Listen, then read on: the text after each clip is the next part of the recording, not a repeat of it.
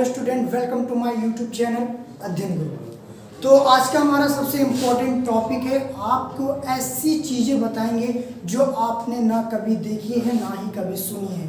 आपको 10 ऐसी अनोखी बात बताएंगे कंप्यूटर के बारे में जो आम इंसान और कंप्यूटर से बहुत ज़्यादा अलग है, बहुत ज़्यादा डिफरेंट है। ठीक है, बेशक कंप्यूटर को बनाने वाले इंसान ही हैं, लेकिन इंसानों ने एक ऐसी चीज़ बना दी है कि वो खुद नहीं सोच सकता कि उसने ऐसी क्या बना दी है।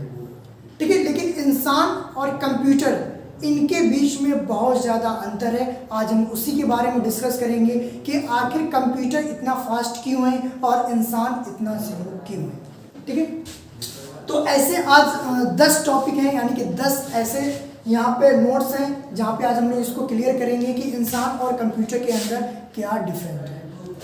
तो सबसे पहला जो हमारा स्पीड, अगर हम कंप्यूटर की स्पीड की बात करें तो कंप्यूटर की स्पीड और अपनी स्पीड यानी कि इंसानों की स्पीड, अंदाज़ा लगाइए कि अगर हमें 1 मिनट में मान लीजिए कैलकुलेशन इतनी लंबी है और उसको चंद सेकेंडों में कैलकुलेशन करना हो, तो कितना भी मैथमेटिकल टीचर हो या प्रोफेसर हो, वो कैलकुलेशन करने के लिए 2 मिनट या 3 मिनट ले ही लेगा।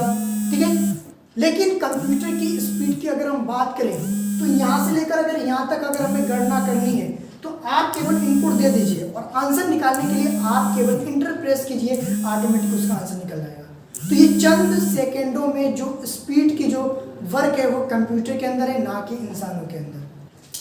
अगर कभी भी क्वेश्चन आ जाए कि कंप्यूटर की स्पीड किस में मापी जाती है तो आप गीगाहर्ट्ज में बोलिए। ठीक है, गीगाहर्ट्ज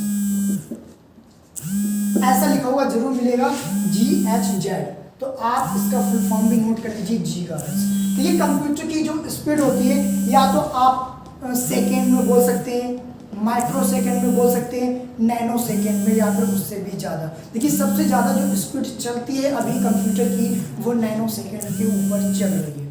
ठीक है, जो नॉर्मली हम लोग जो PC यूज़ करते हैं, फिर लैपटॉप वगैरह यूज़ करते हैं, उनकी जो स्पीड होती है अधिकतम वो ज़्यादातर नैनो पर सेकेंड के ऊपर होती है। अगर आप सुपर कंप्यूटर की बात कर लें तो उनकी स्पीड तो इससे भी ज़्यादा हुआ करती है। तो ये जो स्पीड होती है वो कंप्यूटर की गीगाहर्ट्ज से मापी जाती है। दूसरा पॉइंट है हमारा एक्यूरेसी, यानी कि सटीकता, यानी कि कंप्यूटर में नो मिस्टेक। ठीक है, नो मिस्टेक।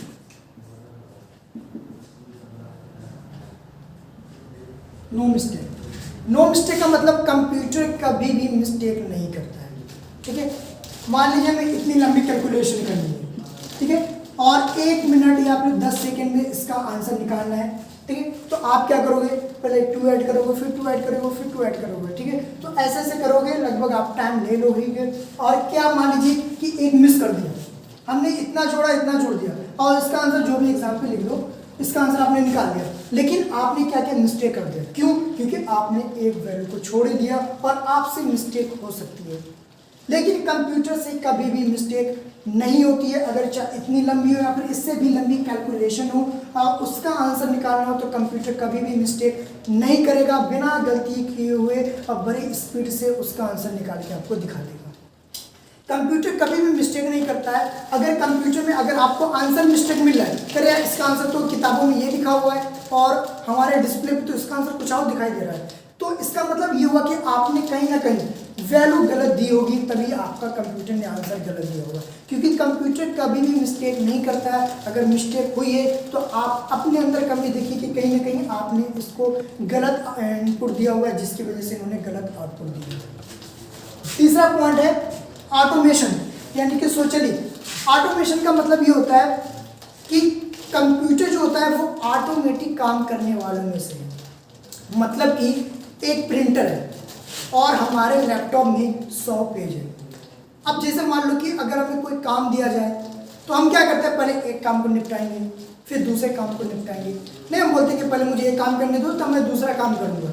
तो वैसे ही कि हमें पहले एक काम निपटाना है, फिर दूसरा, फिर तीसरा। लेकिन कंप्यूटर ऐसा बिल्कुल भी नहीं है। मान लीजिए एक प्रिंटर है मेरे पास, एग्जाम्पल के लिए ऐसा समझ लीजिए कि एक प्रिंटर है और उसमें मुझे 100 पन्ने प्रिंट करने हैं।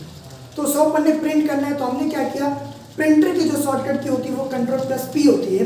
Ctrl+P हमने कमांड दिया और उसमें क्या किया, 100 पेज को ऐड कर दिया। ठीक है, 100 पेज का कमांड दे दिया और इंटर प्रेस कर दिया और हम चुपचाप एक साइड में बैठ गए। अब क्या करेगा प्रिंटर, पहला पेज प्रिंट कर देगा, दूसरा कर देगा, तीसरा कर देगा, चौथा कर देगा। ये लगभग तब तक प्रिंट करता रहेगा जब तक कि 100 हो नहीं जाता, क्योंकि कंप्यूटर ऑटोमेटिक वर्क करने वाला है। आप केवल उसे एक बार कमांड दे दीजिए कि आपको 100 निकालना है, तो वो 100 निकाल के ही रहेगा। तो ये जो आपकी जो खासियत है वो कंप्यूटर में वो ऑटोमेशन की होती है। चौथा जो टॉपिक है वो है परमानेंट स्टोरेज, यानी कि स्थायी भंडारण क्षमता। देखिए यहाँ पर एक है परमानेंट और एक होता है लार्ज स्टोरेज कैपेसिटी। ये दो चीज होती है कंप्यूटर में। परमानेंट का मतलब ये होता है कि जैसे मान लीजिए क्या होता है कि अगर हमें कोई चीज़ याद कराई जाए तो हमारे अंदर स्टोर हो जाती है माइंड में, क्योंकि माइंड जो होती है, मेमोरी जो होती है वो स्टोर करने वाली होती है। तो मेमोरी में हमें हमारी जो चीज़ें होती है वो स्टोर हो जाती है। लेकिन क्या होती है कि कल हमने दूसरा सब्जेक्ट पढ़ा तो पहला वाला कुछ कुछ भूलने लग जाते हैं।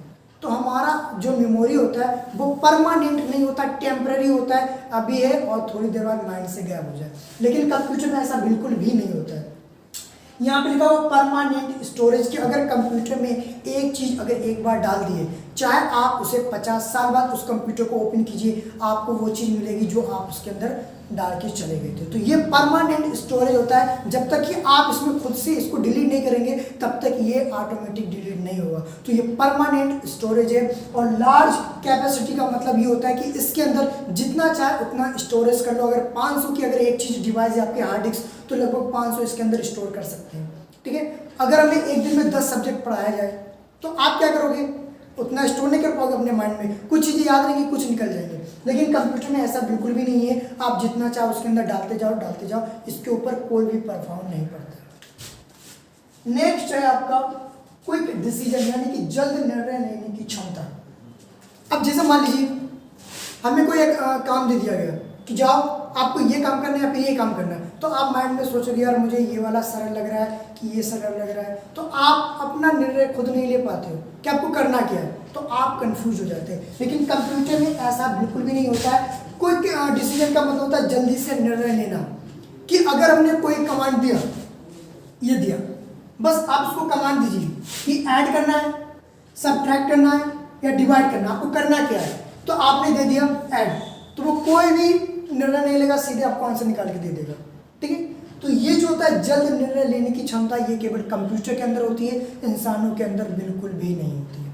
ठीक है, तो ये 5 हो गए, इसको हम रफ कर देते हैं और यहाँ पे अब छठा टॉपिक देखेंगे।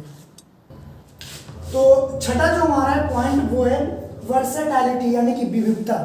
विविधता का मतलब देखिए ऐसा समझ लीजिए कि एक साथ कई जो काम कर ले वो कहलाती है वर्सेटैलिटी। एक साथ का मतलब जैसे मान लीजिए कि हमें एक टाइम पे कई काम दे दिए गए कि आपको एक पेपर पे एक लेटर भी लिखना है और आपको अभी डाकखाने में भी पहुंचाना है, तो आप एक ही काम कर पाओगे, या तो पहले लिख लोगे उसके बाद ही दूसरा काम करोगे या फिर तीसरा काम करोगे। लेकिन कंप्यूटर में ऐसा बिल्कुल भी नहीं है। वर्सेटैलिटी का मतलब होता है कि आप एक समय पे कई कार्यों को कर सकते हैं। जैसे कंप्यूटर है, ठीक है, तो कंप्यूटर में क्या होता है कि आपको एक लेटर भी लिख रहे हैं, ठीक है, आप लेटर भी लिख रहे हैं और साइड में म्यूजिक भी बज रहा है स्पीकर से, ठीक है, और एक छोटा सा स्क्रीन करके मिनिमाइज करके आप साथ में चैटिंग भी कर रहे हैं।